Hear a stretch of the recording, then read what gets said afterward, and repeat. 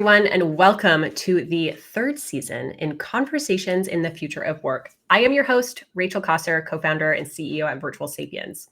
Today, I am thrilled to really spotlight public speaking. It's one of people's main fears, or it's a big fear for many people. And yet it's something that all of us have to do in some capacity in our lives and our jobs. And the guest that we have today is none other than Nausheen Chen, who is a phenomenal public speaking expert. So Nausheen, over to you, please. Thank you so much for having me, Rachel. I'm so excited for this conversation. And yeah, I can tell you a bit about me. I have been in love with speaking on camera and speaking on stage for as long as I can remember. From the time when I was a princess in a Rumpelstiltskin production at my elementary school to getting one of my first jobs at a radio station hosting my own show, and eventually finding my way to every stage I could find, from neighborhood coffee shops to being on the TEDx stage 3 times. In terms of dedicating my life to public speaking, that happened pretty recently. I took the long way around. I was in the corporate world, in Fortune 50, doing marketing and PR. And then for a while, I was a filmmaker. And while I was creating these documentaries for these startups, I realized that when you have a CEO or a CTO who's speaking on camera for the first time, they could be very remarkable and impressive people with their teams. But the moment you put them on camera, they become these pale, robotic, stiff versions of themselves. And it didn't make sense to me. So I started informally coaching them while I was still directing them for commercials and documentaries, and realized that that was actually the most favorite part of the job. So 2 years ago, I put aside the filmmaking projects, the marketing and PR work that I was doing at the time, and really went all in on public speaking coaching. And now I work with ambitious entrepreneurs and execs who want to make sure that when they speak with authority, they speak to build their thought leadership, and they never let a lack of confidence or a lack of speaking skills get in the way of their success. Beautiful. I mean, it's such a needed skill. And what's interesting is that companies depend on their professionals and their employees to be able to communicate effectively. And yet it's often a skill that's kind of left by the wayside, right? Yeah.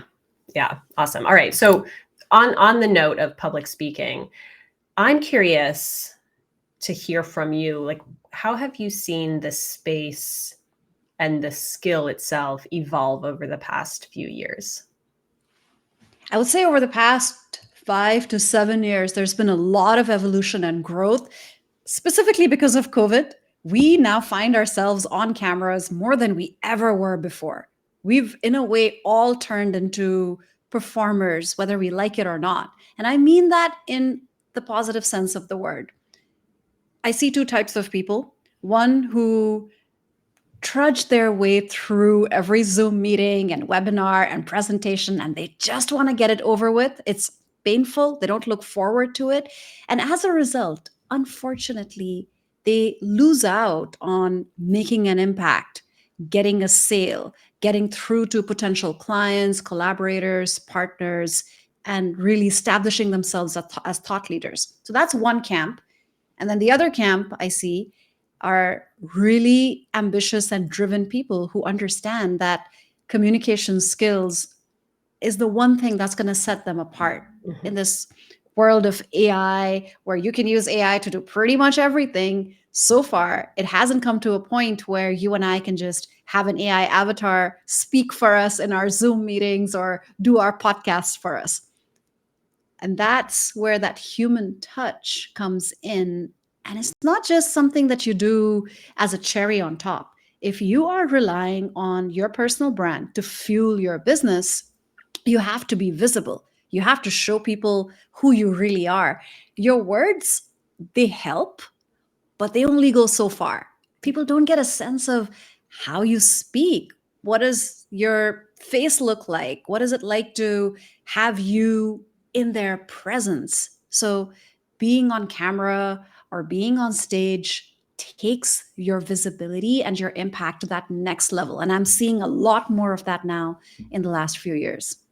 Yeah, it's fascinating because to your point of these two groups of people, that first group of people who almost view video appearances as like second class citizens, like, oh, I'm on video, this is a video meeting. It's not as important as an in-person meeting, or I can just be super casual. It doesn't matter how I show up, are really missing out on that massive opportunity to connect and to show people who they are as authentic beings and humans, right? And I think also to your point, more and more showing up as a human being in real time, showing people that this is the real me. And this is not, I haven't gone and tried to use an avatar to scale myself. Like, I'm taking my time to connect with you in this moment because it's important to me. Like, that I think is going to become more and more important. Yeah, absolutely. People buy from people. Whether you are creating a B2B brand or a B2C brand, at the end, it's a person making that purchase decision. It's a person deciding whether or not you are credible. The beauty of being more visible, being on camera, is that you're also sending the signal of, I have nothing to hide. Mhm. So you are automatically building more credibility, literally just by being more visible. Yeah. And I think the first time that you came on my radar, actually, you had done a wonderful post on your LinkedIn about some of the nonverbals that are so critical to master or at least be aware of on video, right? Things like, how do you use hand gestures? Should you use hand gestures, right? Like, yes, it helps with trust. Things like that, are really important for us at Virtual Sapiens because we focus a lot on the how you're showing up, less so what you're saying. We tend to leave that to human coaches or other the what of what you say is already so much of a focus, but the how of how you show up behaviorally is so loud. Yeah, and that's something that people neglect all the time. When someone's prepping for a presentation, they're going to use almost all the time they have to work on their slides. They'll be tweaking and adjusting the slides and making them beautiful and perfect till the very last minute, till the drive over to the actual event, or till they have to literally be on Zoom.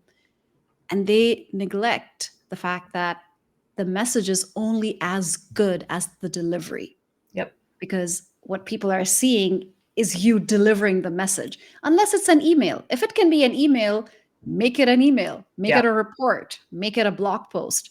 But if it's you who needs to deliver that message, there's got to be something that you're bringing to it. You're not just reading off of the slides or memorizing a script.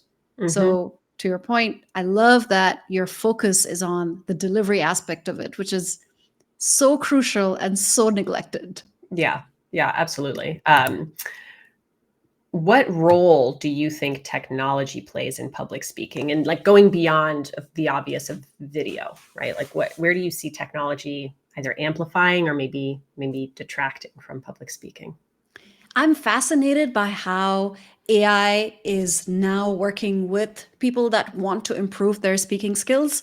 So I've come across and used a number of different types of AI tech, all the way from AI joining in your meetings and giving you live prompts and coaching, like, Nausheen, you're speaking too fast, or make Yeah. sure you're looking at the camera, to using AI for analytics on recorded meetings or recorded speaking exercises or even podcasts. And I love that we can now get the kind of data and insights that just wasn't possible before. Right. So, one of the things I work with clients on, for example, is the speed at which they speak. Very often, people aren't in control of that. And it's very difficult for them to even understand that they're speaking too fast. I've had clients who get feedback from their team or from their boss or their clients saying that, yeah, you speak very, very fast. And it's a surprise to them because that's the way they've been speaking most of their life. But when they see data, the data doesn't lie. And Right. that's when they get that really needed reality check. And that's just one way that AI can help. So I'm really fascinated by the role that AI can play in helping us look at ourselves in an objective way that just wasn't possible before. Right. What we were surprised early on at Virtual Sapiens, we were surprised by how receptive people were to getting this data-driven kind of feedback from the AI. We were concerned that initially people would be like, just discount the feedback from AI, but in fact, they've been pleased to see, like, whether it's, like you said, speech speed or repetition, filler words, eye gaze, hand gestures, posture, like the AI just reflects back behaviors that they themselves have committed. Right. In our case, like with generative AI, so the AI will get very creative and make stuff up. But with the way that we use AI, it is like a mirror, right? And it's just it's only going to show you things that you've actually done, which helps then the human coach point back to real data as well. When you're like, no, like, trust me, this is an area that we can work on together. It's showing up for you in these ways. And so it's almost like a 1-2 punch, right? You have this like data-driven, consistent AI technology that can be there a little more conveniently. And then you have that nuance from the nuance on the context, really, from the human coach. Yeah. And that's how I see it working best. I've been in some conversations where people are developing AI models that can replace human coaching. I would love for us to be there, but I don't think we're there yet. So all the AI tools that I've tried out, anytime that the AI has given more than guidance, I always tell my clients to take it with a pinch of salt. It is what it is, but it's not the same as a human coach guiding you yet. Yeah. Yeah, absolutely.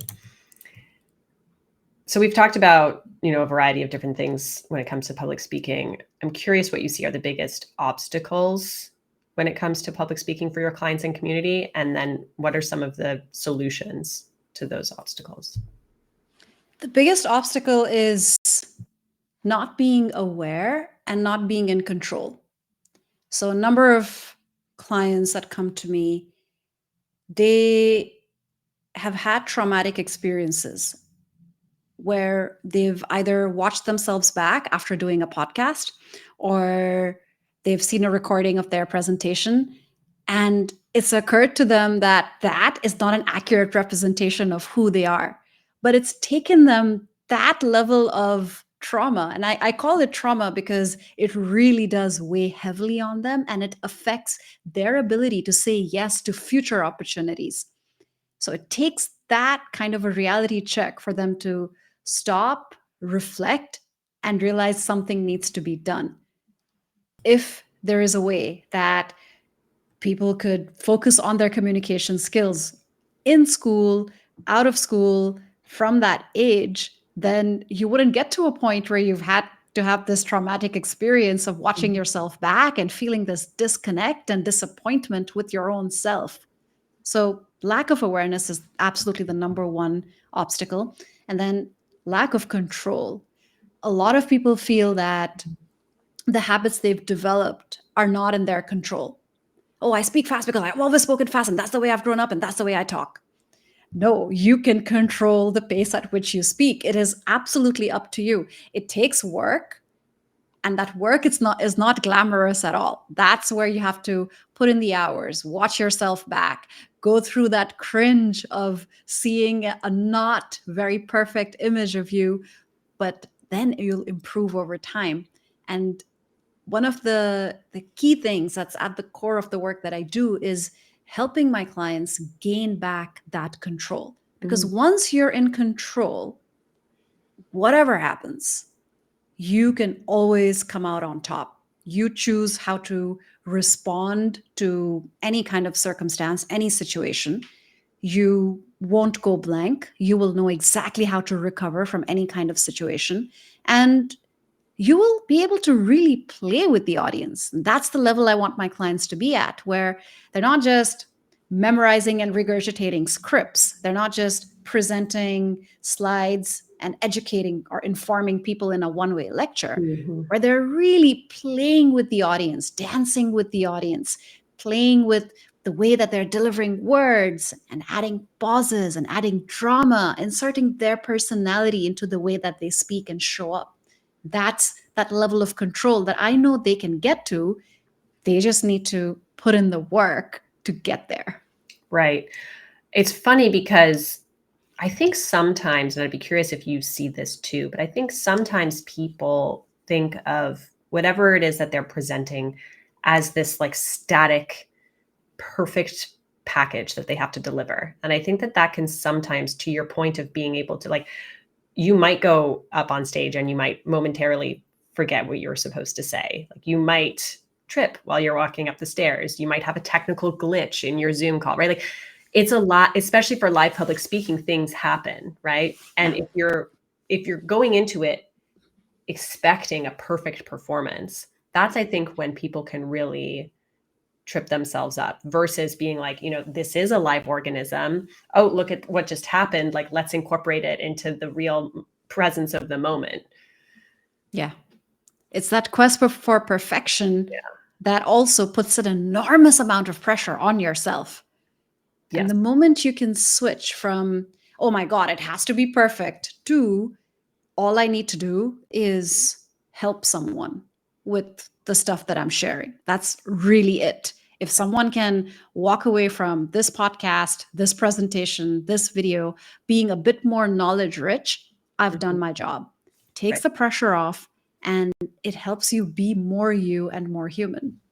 Right. And that question of authenticity is really interesting because I have found sometimes I also run into that like lack of what you called lack of control, which I haven't actually thought of it in that specific way before, because sometimes I'll, if I'm doing facilitations or people are using our application and they're like, oh, it's telling me, not to touch my face. And they're like, but I always touch my face because it's like a part of who I am. It's like my authentic self. If I were to not touch my face, I all of a sudden would be being inauthentic. And you're like, okay, there's maybe, and so you're kind of like, but to think of it as like, this is your body to decide how you move and how you, like what messages you actually want to send to people. That's a pretty powerful way of thinking about reframing what might otherwise feel inauthentic. Yeah, you shouldn't use authenticity as an excuse to be lazy. Yes. Oh my goodness. Say it louder for the people in the back. Absolutely. Well, thank you so much, Nausheen. I know these are short and sweet episodes, but we've got already such wonderful nuggets of wisdom that you've shared. Is there anything else that you'd like to share with our audience today? The one thing that I want everyone to think about is that public speaking is not speaking on a big stage. It's not being behind a podium. It's not something you might do once a year. You're speaking in public every single time you speak to a group of people, whether it's a team meeting, a sales pitch to a group of clients, whether it's being on a podcast, creating a video, anything that reaches an audience of any size is public speaking. If you can reframe that for yourself and use every single opportunity you're speaking to get a little better, to make a bit more impact, then you will be improving your communication skills exponentially every single month, every single quarter. You won't need to wait for the next opportunity to be on a big stage. Yeah, that's the practice is embedded within your like daily experience in that sense, right? No shortage of opportunities to practice.